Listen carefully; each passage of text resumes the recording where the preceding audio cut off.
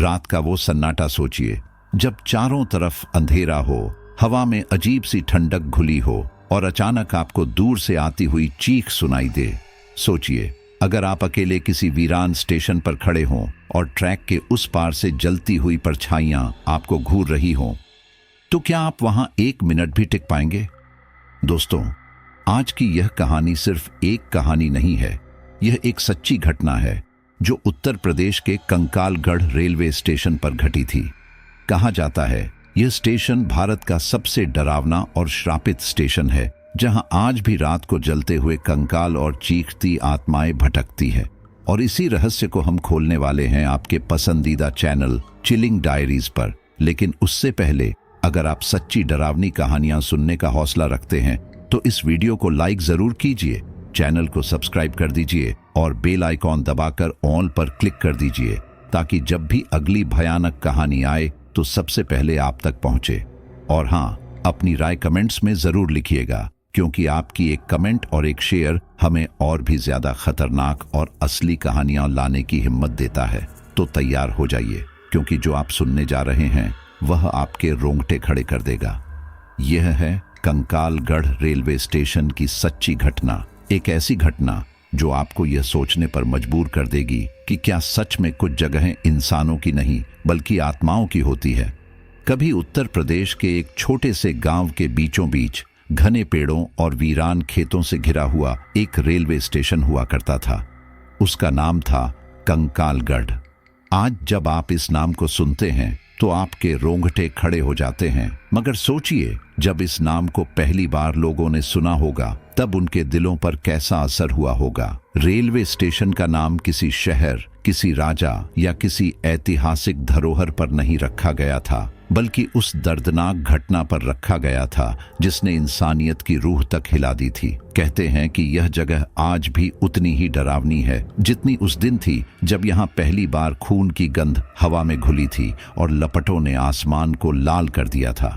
सन 1931 का वह काला दिन, तारीख थी 27 फरवरी। देश स्वतंत्रता की लड़ाई में तप रहा था और इलाहाबाद के अल्फ्रेड पार्क में चंद्रशेखर आजाद शहीद हो गए थे। उनकी मौत की खबर आग की तरह पूरे उत्तर भारत में फैल गई। किसानों, मजदूरों और नौजवानों के दिलों में अंग्रेजों के खिलाफ ज्वाला और भी भड़क गई। 13 मार्च को 1000 से ज्यादा किसान क्रांतिकारी एक ट्रेन में सवार हुए और इलाहाबाद की तरफ चल पड़े। उनका इरादा अंग्रेजों की छावनी पर हमला करने का था, लेकिन अंग्रेज साम्राज्य की निगाहें गिद्ध की तरह हर आंदोलनकारी पर टिकी हुई थीं। उन्हें खबर मिल चुकी थी और फिर वही हुआ जिसकी किसी ने कल्पना तक नहीं की थी। जैसे ही ट्रेन उस सुनसान इलाके में पहुंची जहां आज कंकालगढ़ रेलवे स्टेशन है, अंग्रेजों ने उसे जबरन रुकवा दिया। सैनिकों ने चारों ओर घेरा डाल लिया। ट्रेन से कोई बाहर निकल पाता उससे पहले ही वह काली योजना पूरी हो चुकी थी। डिब्बों पर ताले जड़ दिए गए, दरवाजों को बाहर से जाम कर दिया गया और अचानक आग लगा दी गई। देखते ही देखते लपटें भड़क उठीं, धुएं के गुब्बार आसमान को ढकने लगे और भीतर से 1300 से ज्यादा किसानों की चीखें सुनाई देने लगीं।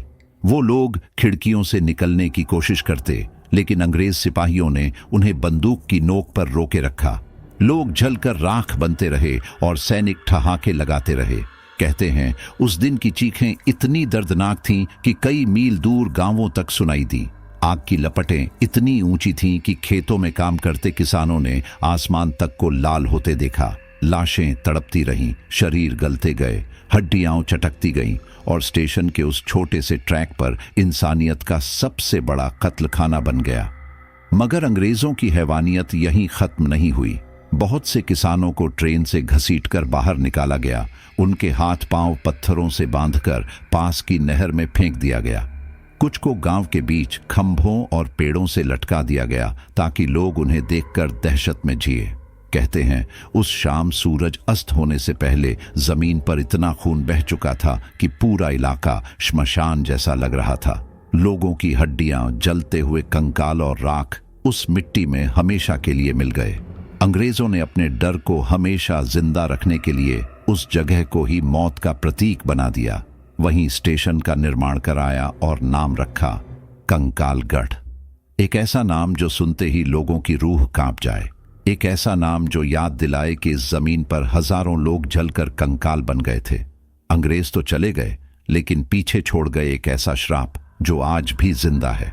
स्थानीय लोग कहते हैं कि हर महीने की 13 तारीख को उस स्टेशन की हवा बदल जाती है। दिन के समय सब सामान्य लगता है, लेकिन जैसे ही सूरज ढलता है वातावरण में अजीब सी बेचैनी घुलने लगती है। हवा भारी हो जाती है, जैसे किसी ने उस पर दर्द की परत चढ़ा दी हो। पेड़ों की डालियां बिना हवा के हिलने लगती हैं। रात की चुप्पी में कहीं से दूर दूर तक सिसकियां सुनाई देती है।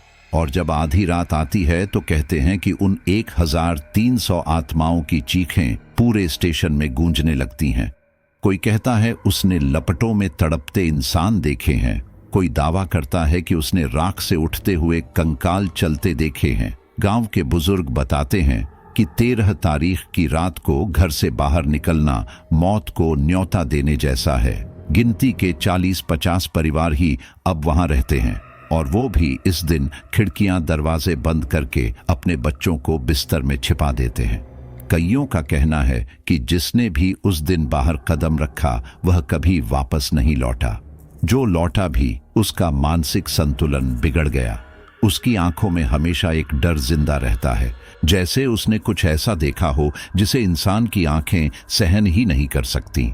कुछ लोग कहते हैं कि आत्माएं उस रात जिंदा इंसानों की तलाश में घूमती हैं, जैसे उन्हें अपनी पीड़ा बांटने के लिए किसी जीवित शरीर की जरूरत हो। कई बार अजनबी यात्री या जिज्ञासु लोग हिम्मत करके वहां जाते हैं, कैमरे लेकर, हौसले लेकर, पर वापस केवल उनके सामान मिलते हैं। लोग गायब हो जाते हैं। पुलिस भी रिपोर्ट दर्ज करके फाइल बंद कर देती है, क्योंकि हर कोई जानता है कि कंकालगढ़ से जिंदा वापसी आसान नहीं है। सबसे डरावनी बात यह है कि जो लोग भी उस रात वहां गए हैं उन्होंने लगभग एक जैसी घटनाओं का जिक्र किया है। अचानक ठंडी हवाओं का बहना, चारों ओर से आती रहस्यमयी चीखें और आंखों के सामने जलते हुए चेहरों का प्रकट होना।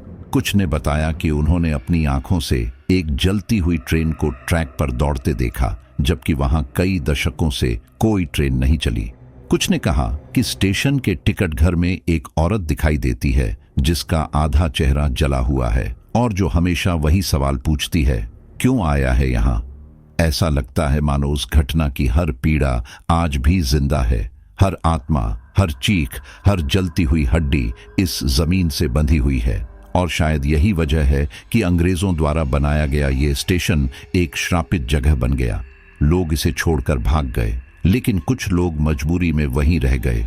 उनके लिए यह रोज का डर है। कहते हैं कि बच्चों के रोने की आवाजें रात में बिना किसी वजह गूंज उठती हैं। कभी खेतों से आती अजीब सरसराहट, कभी खाली प्लेटफॉर्म पर भागते अदृश्य कदम। लेकिन सबसे बड़ा रहस्य ये है कि आज तक किसी ने उन आत्माओं को मुक्त करने की कोशिश नहीं की। शायद इसलिए कि जो कोशिश करता है वह खुद उस श्राप का हिस्सा बन जाता है। स्टेशन की दीवारों पर, जंग लगे लोहे पर और पटरियों के बीच आज भी जली हुई राख चिपकी हुई है। और कहते हैं कि अगर आप ध्यान से सुने तो आपको लोहे की गंध के साथ साथ जलते हुए मांस की गंध भी महसूस होगी। कंकालगढ़ सिर्फ एक स्टेशन नहीं है, यह एक ऐसी जगह है जहां इतिहास ने अपने सबसे खौफनाक घाव छोड़े हैं। कदम रखते ही ऐसा लगता है जैसे आप इंसानों की दुनिया से निकलकर आत्माओं की दुनिया में आ गए हों। यहाँ की हवा में दहशत है, यहाँ की मिट्टी में खून है और यहाँ के हर कोने में रहस्य है। और यही कारण है कि कंकालगढ़ की कहानी कभी खत्म नहीं होती। हर 13 तारीख को ये जगह फिर से उसी दिन को जीती है। जलते हुए कंकाल, चीखती हुई आत्माएं और डर से कांपते इंसान। ये सिलसिला चलता ही रहता है। अंग्रेजों ने सोचा था कि डर कायम रहेगा, लेकिन उन्होंने कभी सोचा भी नहीं था कि यह डर उनकी सत्ता से भी आगे जिंदा रहेगा। आजादी के इतने साल बाद भी यह श्राप जिंदा है और शायद हमेशा रहेगा। इसलिए गांव वाले कहते हैं, अगर तुम्हें अपनी जिंदगी प्यारी है तो 13 तारीख की रात को कंकालगढ़ की ओर कभी मत जाना, क्योंकि वहां जो दिखता है वह सिर्फ मौत नहीं होती, वह उससे कहीं ज्यादा भयानक होता है। मुंबई के भीड़भाड़ वाले इलाके में रहने वाला राघव वर्मा हमेशा से कुछ अलग करने का सपना देखता था। उसकी आंखों में एक ही ख्वाब पलता था, वो अपने यूट्यूब चैनल को इतना बड़ा बनाए कि लोग उसे हॉरर किंग कहें। हॉरर वीडियो बनाना उसका जुनून था और उसे लगता था कि डर ही वो एहसास है जो इंसान को सबसे गहराई से छूता है। लेकिन अब तक उसका चैनल ज्यादा नहीं चला था। कुछ छोटी मोटी वीडियो अपलोड करता था, कुछ भूतिया कहानियों की शूटिंग करता था, मगर सब बेअसर। उसके व्यूज मुश्किल से कुछ हजार तक पहुंचते थे। तभी उसके कानों में कंकालगढ़ का नाम पड़ा, एक श्रापित रेलवे स्टेशन जहां कोई जाने की हिम्मत नहीं करता। राघव को यह जगह बिल्कुल परफेक्ट लगी। उसने सोचा, अगर मैं वहां गया, वहां की सच्चाई कैमरे में कैद की और कोई भूतिया सबूत पकड़ लिया तो मेरा चैनल रातों रात वायरल हो जाएगा। योजना बड़ी आसान थी लेकिन खतरनाक भी। वह अकेले जाने वाला था, बिना किसी टीम के, कोई दोस्त, कोई क्रू, कोई साथी नहीं, बस उसका कैमरा, ट्राइपॉड और एक छोटी गाड़ी। उसने तारीख भी चुनी, 13 मार्च, वही दिन जिस दिन इस स्टेशन की असली कहानी लिखी गई थी। लोग कहते थे कि उस दिन वहां जाना खुद मौत को बुलाने जैसा है, लेकिन राघव ने इन बातों को अंधविश्वास समझकर नजरअंदाज कर दिया। उसे डर से ज्यादा लालच था, व्यूज का, फॉलोअर्स का और नाम का। लंबा सफर तय करके जब वह शाम के करीब कंकालगढ़ पहुंचा तो उसका दिल अजीब तरह से धड़कने लगा। गाड़ी से बाहर झांका तो सामने टूटा फूटा बोर्ड दिखा जिस पर जंग लगे अक्षरों में लिखा था, कंकालगढ़ रेलवे स्टेशन। चारों ओर सन्नाटा पसरा था। हवा बिल्कुल स्थिर थी, लेकिन फिर भी उसमें एक अजीब सी गंध थी, न मिट्टी की न बारिश की, बल्कि जैसे किसी जली हुई हड्डी की। यह गंध राघव को असहज कर रही थी, लेकिन वह अपने आप को समझा रहा था, यह सब वहम है, डर है, और डर का यही तो फायदा उठाना है मुझे। गाड़ी पार्क करने के बाद उसने कैमरा ऑन किया और धीरे धीरे रेलवे स्टेशन की तरफ बढ़ने लगा। रास्ते में एक छोटा सा पुराना मंदिर था। मंदिर के सामने एक बुजुर्ग बैठे थे। उनकी सफेद दाढ़ी थी, माथे पर चंदन का तिलक और आंखों में अजीब सी उदासी। ये देखकर राघव के मन में ख्याल आया कि यह आदमी शायद यहाँ का रहस्य जानता हो। वह उनके पास गया और मुस्कुराकर बोला, नमस्ते बाबा, मैं मुंबई से आया हूँ यूट्यूब पर वीडियो बनाने। क्या आप मुझे यहाँ की कहानी बता सकते हैं? उसने कैमरा भी उनकी तरफ घुमा दिया, लेकिन जैसे ही उस बुजुर्ग माधो बाबा की नजर कैमरे पर पड़ी, उनका चेहरा सफेद पड़ गया। उन्होंने कांपते हाथों से अपनी लाठी उठाई और कुछ बड़बड़ाते हुए वहां से भाग खड़े हुए। उनका भागना इतना तेज और घबराहट से भरा था जैसे किसी ने उन्हें मौत का फरमान सुना दिया हो। राघव हैरान रह गया। उसने सोचा, ये क्या था? कैमरा देखते ही ये ऐसे क्यों भाग गए? क्या इन्हें पता है कि यहाँ कुछ है, या फिर इन्हें डर है कि मैं कुछ गलत कर रहा हूं? उस पल राघव के मन में हल्की सी बेचैनी पैदा हुई, जैसे उसकी आत्मा ने उसे चेतावनी दी हो। यह जगह सामान्य नहीं है, लेकिन उसकी महत्वाकांक्षा ने उसे पीछे हटने नहीं दिया। वह कैमरे से खुद को रिकॉर्ड करने लगा और बोला, दोस्तों, आपने देखा, यहाँ के लोग इस जगह का नाम सुनते ही डर जाते हैं। शायद यहाँ कुछ तो है और मैं आज आपको वही दिखाने वाला हूँ। उसकी आवाज में आत्मविश्वास था, मगर दिल की धड़कन तेज हो चुकी थी। स्टेशन की तरफ बढ़ते हर कदम पर उसका डर गहरा होता जा रहा था। हवा अचानक भारी लगने लगी थी। पेड़ ऐसे झूम रहे थे जैसे किसी अनदेखी शक्ति से हिल रहे हों। प्लेटफॉर्म वीरान पड़ा था। वहां न कोई टिकट काउंटर सही हालत में था, न कोई लाइट। टूटी हुई बेंचों पर धूल की मोटी परत जमी हुई थी। खिड़कियों पर जंग लगे लोहे की सलाखें थीं, जैसे कई सालों से किसी ने उन्हें छुआ ही न हो। लेकिन उस वीरानी में भी एक अजीब सी हलचल महसूस हो रही थी, मानो कोई आंखें उसे लगातार देख रही हों। राघव ने खुद को दिलासा दिया कि यह सिर्फ उसका वहम है। उसने कैमरा उठाया और प्लेटफॉर्म की शूटिंग करने लगा, लेकिन तभी पीछे से कुछ आवाज आई, जैसे किसी ने खांसा हो। वह तुरंत पलटा, लेकिन वहां कोई नहीं था। चारों ओर बस वीरानी थी, मगर उसके दिल की धड़कन अब और तेज हो चुकी थी। उसने सोचा, शायद हवा की वजह से होगा, मगर अंदर कहीं उसे महसूस हुआ कि वह अकेला नहीं है। माधो बाबा का डरावना चेहरा उसके दिमाग में घूमता रहा। वह सोचने लगा, आखिर ऐसा क्या है इस जगह में कि लोग सिर्फ नाम सुनते ही कांप उठते हैं। उसके अंदर हल्की सी घबराहट थी। लेकिन उसी के साथ एक अजीब आकर्षण भी, जैसे यह जगह उसे खींच रही थी अपने अंदर समाने के लिए। उस रात की शुरुआत थी और राघव के कदम अब कंकालगढ़ के अंधेरे गलियारों में बढ़ चुके थे। वह नहीं जानता था कि आगे क्या होने वाला है, लेकिन यह तय था कि उसकी यह यात्रा सामान्य नहीं रहने वाली। राघव धीरे धीरे प्लेटफॉर्म पर कदम रखता गया। चारों तरफ अजीब सी वीरानी पसरी थी।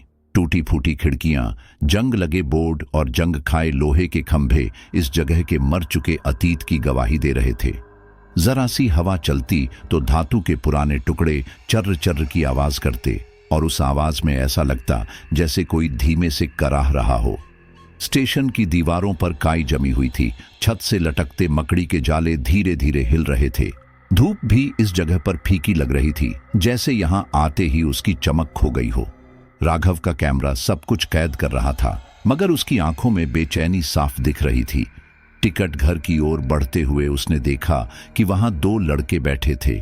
उनकी शक्लें धुंधली थीं, चेहरों पर थकान और आंखों में नशे की लाली। वो दोनों किसी सस्ते नशे में डूबे हुए थे। राघव ने सोचा कि शायद ये लोग स्थानीय होंगे, उनसे कुछ जानकारी ली जा सकती है। मगर जैसे ही उन्होंने राघव के हाथ में कैमरा देखा, दोनों बुरी तरह घबरा गए। एक पल को उनके चेहरे ऐसे हो गए मानो उन्होंने मौत को सामने देख लिया हो। अगले ही क्षण वे उठकर भागे और स्टेशन के पीछे की झाड़ियों में गायब हो गए। राघव उन्हें रोकना चाहता था, सवाल पूछना चाहता था, लेकिन उनका यूं अचानक गायब हो जाना उसके दिल में एक अजीब डर छोड़ गया। उसने खुद को संभाला और टिकट घर के पास जाकर खिड़की के अंदर झांका। वहां घुप अंधेरा था। टूटी हुई लकड़ी और धूल की परतें जगह जगह बिखरी हुई थीं। उसे लगा मानो कोई अदृश्य आंखें अंधेरे से उसे देख रही हों। उसकी सांस भारी होने लगी, मगर उसने हिम्मत करके कैमरा उस ओर घुमाया। वीडियो रिकॉर्ड हो रही थी, लेकिन स्क्रीन पर कुछ अजीब सी परछाइयां उभरती और गायब होती नजर आ रही थीं। उसने पलकें झपकाईं, लेकिन आंखों से कुछ भी साफ नजर नहीं आया। तभी अचानक हवा का रुख बदला। चारों ओर एकदम सन्नाटा छा गया। पेड़ रुक गए, झींगुर चुप हो गए और यहां तक कि हवा की हल्की सरसराहट भी गायब हो गई। इसी अजीब खामोशी के बीच अचानक एक कान फाड़ू आवाज गूंजी, रेल इंजन की सीटी की। राघव का दिल धक से रह गया। उसने तुरंत प्लेटफॉर्म की ओर नजर घुमाई और देखा कि ट्रैक पर से एक पुरानी सी काली ट्रेन तेज रफ्तार से गुजर रही थी। राघव की सांसें थम गईं। यह कैसे हो सकता है?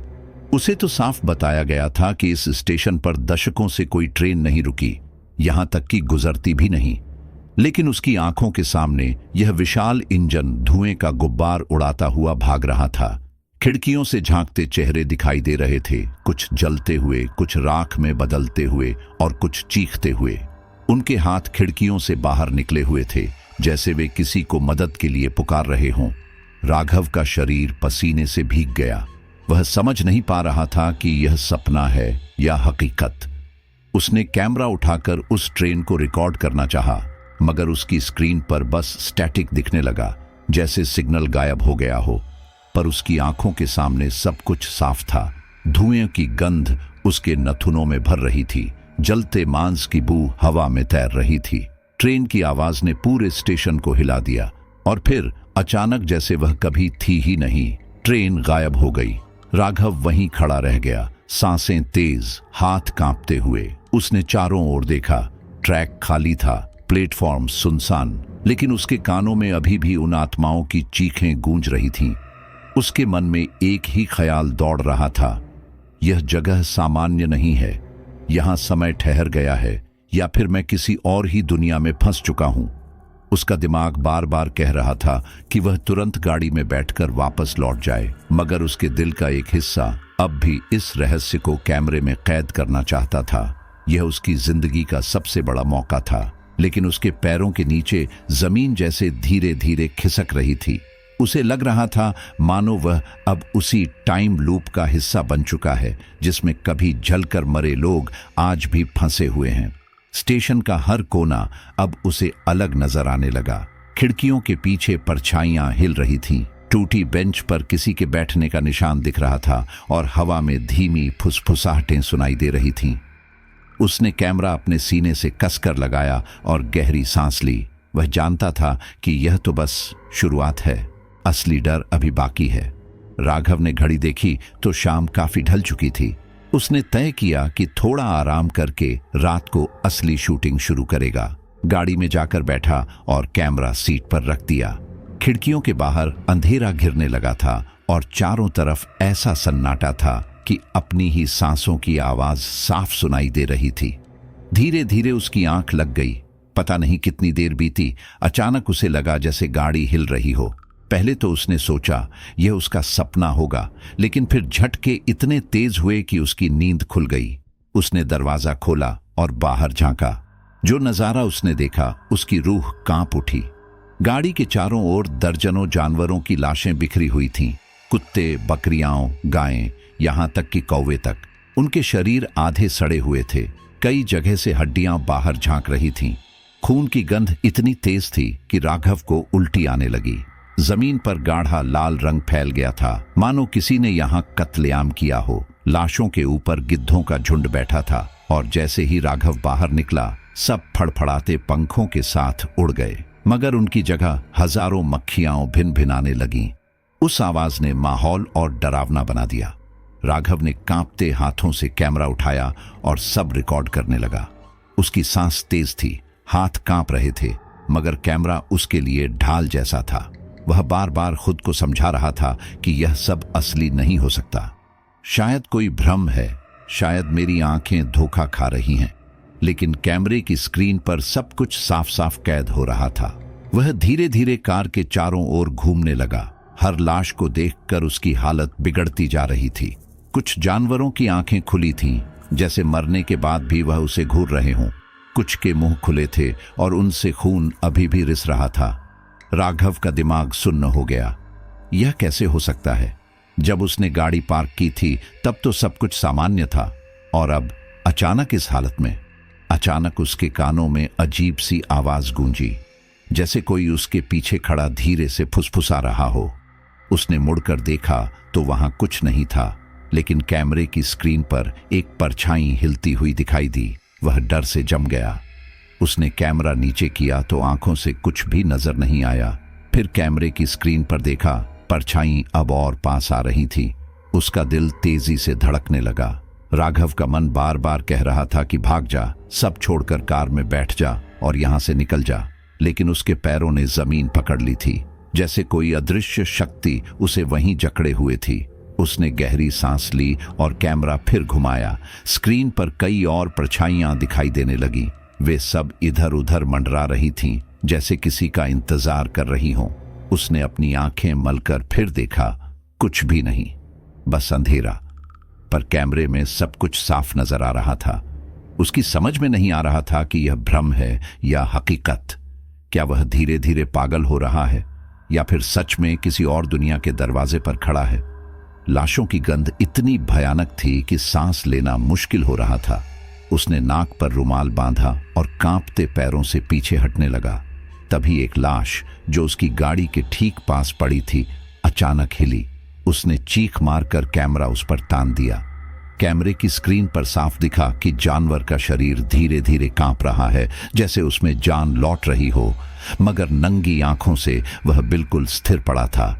उसकी आंखों में आतंक भर गया। उसने कैमरा नीचे किया तो लाश वहीं पड़ी थी। स्क्रीन पर फिर देखा तो जानवर धीरे धीरे सिर उठाकर उसकी तरफ देख रहा था। उसकी आंखें लाल चमक रही थीं। राघव पीछे हटने लगा, लेकिन पैरों के नीचे से हड्डियां चरमराई और वह लगभग गिर पड़ा। उसकी चीख गले में ही अटक गई। उस पल उसे पहली बार लगा कि यह जगह उसे निगल जाएगी। उसने कैमरा बंद करना चाहा, लेकिन हाथ बटन पर जम गया। स्क्रीन पर अब दर्जनों परछाइयां इकट्ठी हो चुकी थीं और वे सब उसकी ओर बढ़ रही थीं, मगर बाहर नंगी आंखों से केवल अंधेरा और सन्नाटा था। उसके माथे पर पसीने की बूंदें टपक रही थीं। उसने गाड़ी की ओर दौड़ने की कोशिश की, लेकिन लाशों का ढेर इतना घना था कि रास्ता बनाना मुश्किल था। उसके हर कदम पर खून की छपछपाहट सुनाई देती और उस आवाज ने उसकी हालत और बिगाड़ दी। उसे लग रहा था मानो यह जमीन भी उसे पकड़कर नीचे खींच लेगी। आखिरकार किसी तरह वह गाड़ी तक पहुंचा और अंदर घुस गया। दरवाजा बंद करते ही उसने कैमरा सीट पर फेंक दिया और गहरी सांस ली, लेकिन उसका दिल अब भी बेकाबू धड़क रहा था। उसने शीशे से बाहर झांका तो चौंक गया। गाड़ी के चारों ओर अब कोई लाश नहीं थी। जमीन बिल्कुल साफ थी, न खून, न गिद्ध, न मक्खियां। उसने आंखें मलकर फिर देखा, सब सामान्य। क्या यह सपना था? क्या यह सब उसके दिमाग का खेल था? लेकिन कैमरे की स्क्रीन पर अभी भी सब रिकॉर्ड था। लाशें, खून, परछाइयां। उसने कांपते हाथों से कैमरा उठाया और रिप्ले चलाया।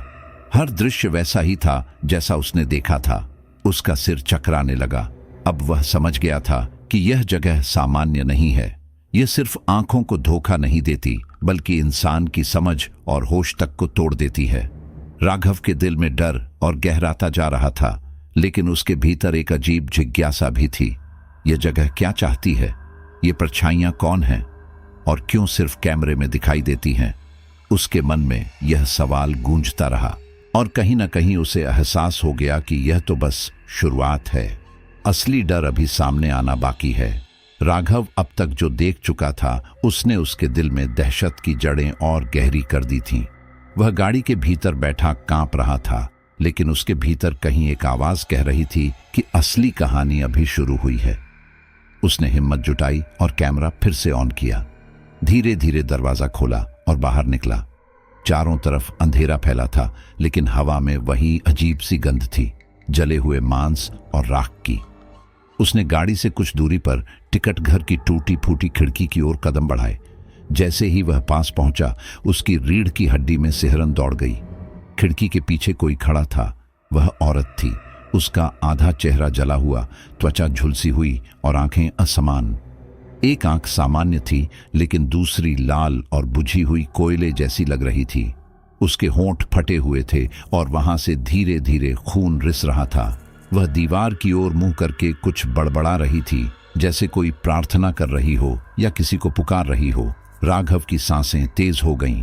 उसने कैमरा उसकी ओर घुमाया और सावधानी से अंदर कदम रखा। औरत धीरे धीरे सिर घुमाकर उसकी ओर देखने लगी। उस एक टक नजर में इतना बोझ था कि राघव का दिल धड़कना ही भूल गया। कौन हो तुम? राघव ने कांपती आवाज में पूछा। औरत ने गहरी भारी आवाज में कहा, मैं यहीं की हूं, कंकालगढ़ की, और तू भी अब यहीं का हिस्सा बनने आया है। उसकी आवाज मानो जमीन से निकलकर सीधे राघव की आत्मा को पकड़ रही हो। राघव के पैरों तले जमीन खिसक गई। वह पीछे हटना चाहता था, लेकिन शरीर जैसे पत्थर का हो गया। औरत ने एक लंबी सांस ली और कहा, यहां हजारों आत्माएं कैद हैं। हर वो आत्मा जो उस दिन आग में तड़पी थी, हर वो आत्मा जिसे नहर में डुबोया गया, पेड़ों पर लटकाया गया, सब यहीं भटकती हैं। दिन की रोशनी उन्हें छिपा देती है, लेकिन रात की हवा में उनका शोर भर जाता है। और आज रात तू भी उनका हिस्सा बनने वाला है। राघव के माथे से पसीना टपक रहा था। उसने कैमरा कसकर पकड़ लिया और हकलाते हुए बोला, मुझे जाने दो, मैं बस यहां शूट करने आया हूं। औरत ने ठहाका लगाया, एक ऐसा ठहाका जिसमें दर्द और पागलपन दोनों मिले हुए थे। उसने राघव के करीब आकर फुसफुसाया, यहां से कोई खाली हाथ नहीं जाता। जो आया है वह या तो हमें खाना देता है या खुद हमारा खाना बन जाता है। राघव स्तब्ध रह गया। उसने सोचा वह पागल होगी, लेकिन उसकी आंखों में भूख साफ दिखाई दे रही थी। तभी औरत ने कांपती आवाज में कहा, भूख, बहुत भूख लगी है, कुछ दे मुझको खाने के लिए, वरना मैं तुझे छोड़ूंगी नहीं, तुझे पकड़कर श्मशान में शामिल कर दूंगी। उसका चेहरा और नजदीक आ गया। जलने की दुर्गंध राघव की नाक में भर गई। उसके पेट में गड़गड़ाहट हुई, जैसे उल्टी आने वाली हो, लेकिन वह अपने आप को संभालते हुए बोला, ठीक है, गाड़ी में चिप्स का पैकेट रखा है, मैं लाकर देता हूं। उसने यह सोचकर कहा कि शायद यह औरत पागल है, अगर उसे थोड़ा खाना दे दिया तो वह शांत हो जाएगी। औरत ने अपनी लाल आंखें सिकोड़कर कहा, जल्दी ला, अगर देर की तो तेरा खून ही पी जाऊंगी। उसकी आवाज में इतनी ठंडक थी कि राघव का सीना सर्द हो गया। उसने धीरे धीरे टिकट घर से बाहर कदम रखा और गाड़ी की ओर बढ़ा। उसका दिमाग तेजी से दौड़ रहा था। ये औरत कौन है? इतनी रात गए यहां क्यों खड़ी है? और ये अजीब बातें क्यों कर रही है? गाड़ी के पास पहुंचते ही उसका दिल धक से रह गया। उसकी कार जल रही थी। आग की लपटें भड़क रही थीं और कांच टूटकर जमीन पर गिर रहे थे। राघव चीख पड़ा, ये कैसे हुआ? अभी कुछ देर पहले तो सब ठीक था। उसने इधर उधर देखा, लेकिन वहां कोई नहीं था। अचानक उसके पीछे से वही औरत की आवाज आई, तेरा खाना मैंने ले लिया, अब तू ही बचेगा नहीं। राघव ने डर से पलटकर देखा। वह औरत थोड़ी दूरी पर खड़ी थी। उसके चेहरे पर मुस्कान थी, लेकिन वह मुस्कान इंसानी नहीं थी। उसके फटे होंठों से खून टपक रहा था और उसके झुलसे हुए गालों पर पिघली हुई चमड़ी लटक रही थी। उसकी आंखों में भूख अब और भी तेज हो गई थी।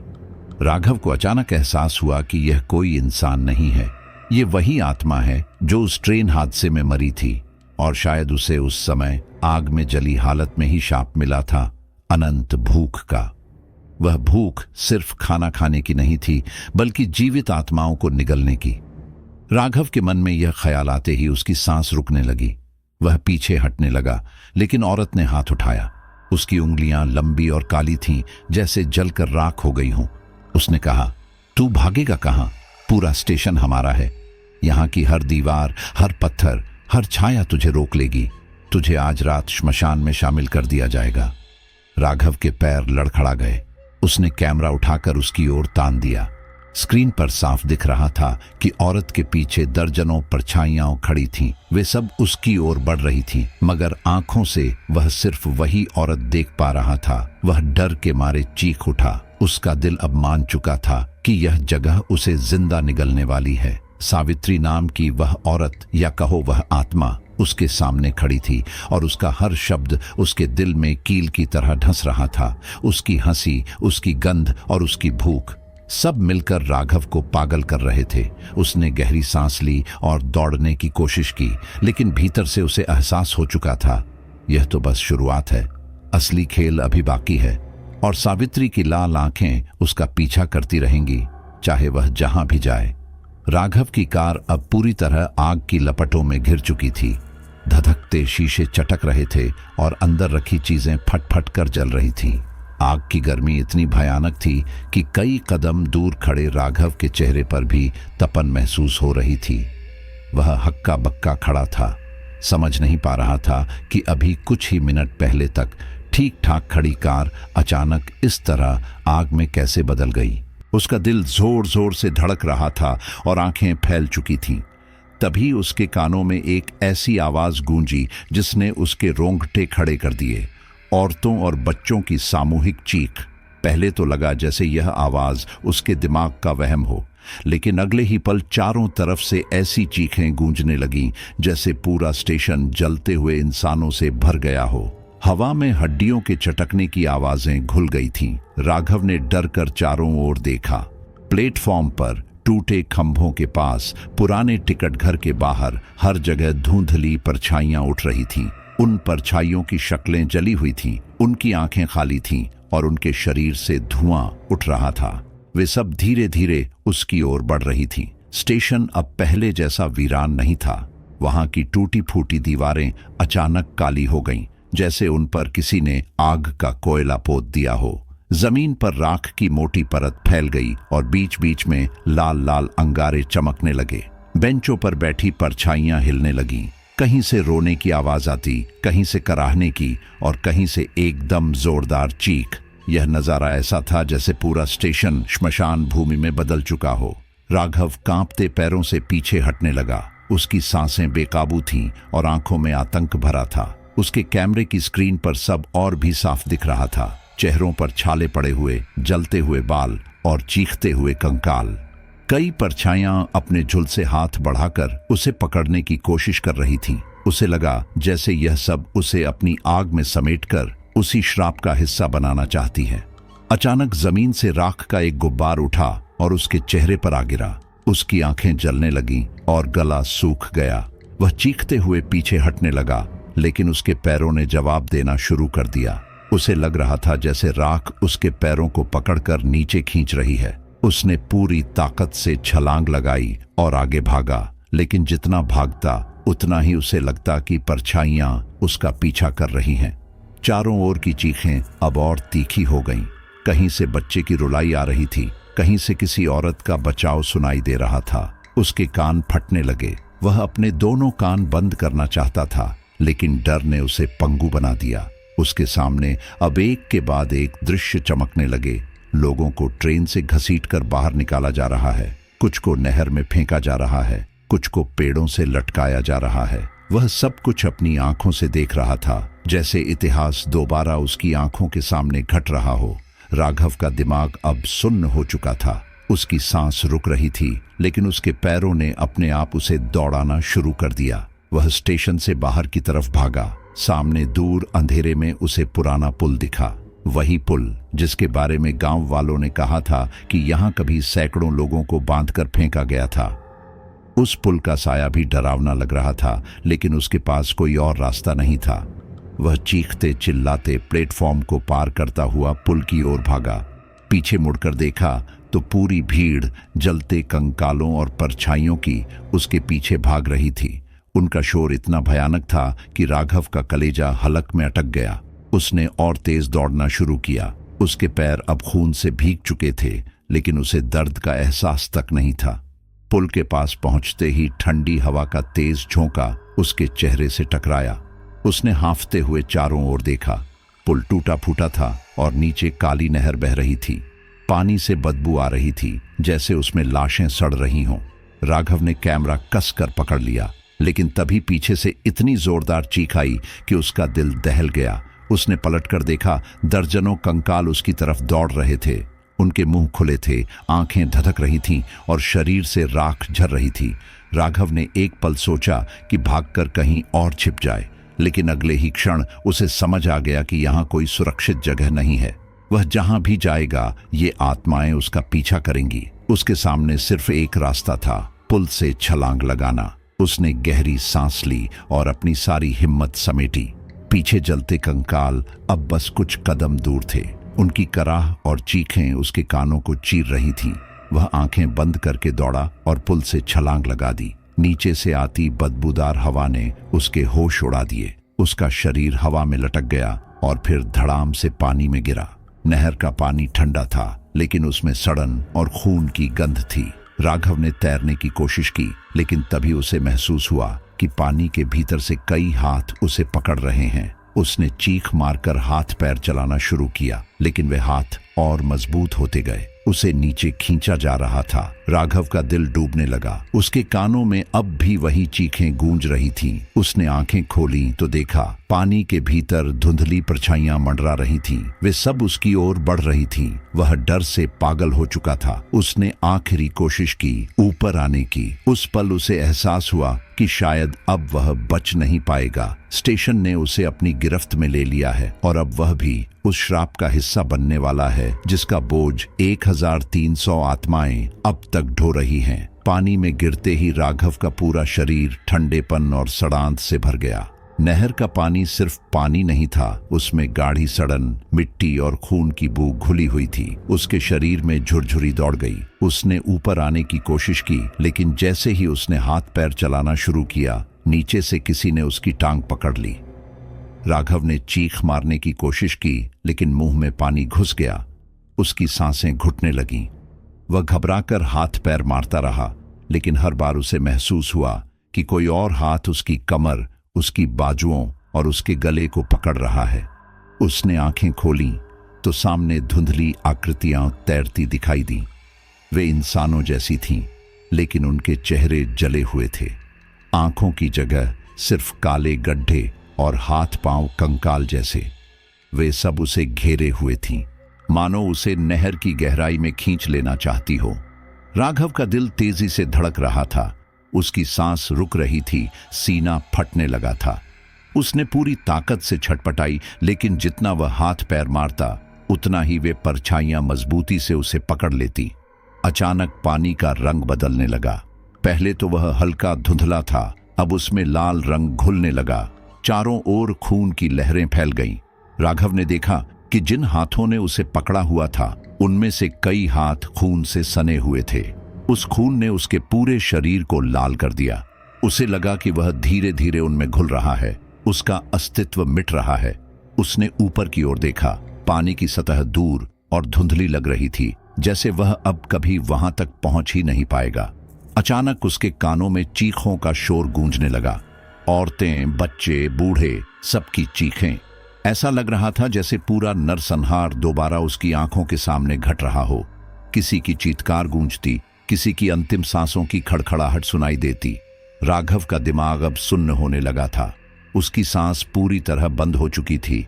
उसे महसूस हुआ कि वह बेहोश होने वाला है, मगर तभी उसके हाथ किसी कठोर चीज से टकराए। उसने हिम्मत जुटाकर देखा तो नहर के भीतर एक बड़ा सा पत्थर था और उसी में उसका शरीर अटक गया। शायद यही उसकी किस्मत थी, वरना वह अब तक पूरी तरह नीचे खींच लिया गया होता। धीरे धीरे सुन्न हो रहा था। उसकी आंखें बंद हो गईं और वह अंधेरे में डूब गया। उसे अब कुछ याद नहीं था। जब उसकी आंख खुली तो सूरज की रोशनी उसकी पलकों पर पड़ रही थी। उसने धीरे धीरे आंखें खोलीं तो पाया कि वह किनारे पर पड़ा हुआ था। उसके कपड़े भीगे हुए थे, शरीर थका हुआ और पूरा बदन दर्द से टूटा हुआ। ऊपर झुके हुए कुछ गांव वाले थे। उनकी आंखों में डर और हैरानी दोनों थे। उनमें से एक ने कहा, बच गया है ये, वरना आज इसकी भी लाश नहर में मिलती। राघव ने हिलने की कोशिश की, लेकिन उसके शरीर ने जवाब दे दिया। उसने बस इतना पूछा, मेरा कैमरा। गांव वालों ने एक दूसरे की ओर देखा और फिर सिर हिला दिया। न कैमरा मिला, न कोई सामान। जो कुछ भी था सब वहीं रह गया। राघव की आंखें फैल गईं। उसका पूरा काम, उसकी सारी शूटिंग सब उसी कैमरे में थी। अगर वह नहीं मिला तो कोई सबूत नहीं बचेगा कि उसने क्या देखा था। लेकिन सबसे बड़ा डर यह था कि कैमरा गायब कैसे हो गया। क्या पानी ने उसे निगल लिया या फिर वही परछाइयां उसे अपने साथ ले गईं? उसका दिमाग अभी भी उस रात के खौफनाक मंजर से भरा हुआ था। उसने आंखें बंद की तो उसे फिर से वही लाल पानी, वही चीखें और वही हाथ नजर आने लगे। उसका दिल कांप उठा। वह समझ गया था कि कंकालगढ़ की यह नहर सिर्फ पानी नहीं है, यह आत्माओं का कैद खाना है। जो एक बार इसमें गिरता है वह हमेशा के लिए उनका हिस्सा बन जाता है। वह तो किसी चमत्कार से बच गया था, वरना उसका भी नाम उसी श्रापित कहानी में शामिल हो जाता। गांव वालों ने उसे चेतावनी दी, बेटा तू बच गया है, लेकिन अगली बार कभी यहां मत आना। इस जगह का श्राप कभी किसी को छोड़ता नहीं। राघव ने सिर हिलाया, लेकिन उसके भीतर कहीं एक गहरी बेचैनी थी। उसे लग रहा था कि कहानी अभी खत्म नहीं हुई। कैमरा और फुटेज का गायब होना यही साबित कर रहा था कि आत्माएं अब भी उससे कुछ चाहती हैं। उसकी आंखों में आंसू आ गए। वह जानता था कि उसने मौत के मुंह से वापसी की है, लेकिन वह यह भी जानता था कि कंकालगढ़ की नहर ने उसका एक हिस्सा अपने पास रख लिया है और शायद वही हिस्सा उसे जीवन भर सताता रहेगा। राघव जब होश में आया और उसने खुद को गांव वालों के बीच जिंदा पाया तो उसके भीतर राहत और डर दोनों उमड़ पड़े। उसका शरीर थका हुआ था, आत्मा जैसे टूटी हुई थी। उसके मन में एक ही ख्याल था, वह मौत के दरवाजे तक जाकर लौटा है। उसने कांपती आवाज में गांव वालों से कहा कि अब वह कभी भी कंकालगढ़ नहीं लौटेगा। उसके होंठ बुदबुदा रहे थे, बस अब कभी हॉरर वीडियो नहीं, अब कभी इस जगह पर नहीं।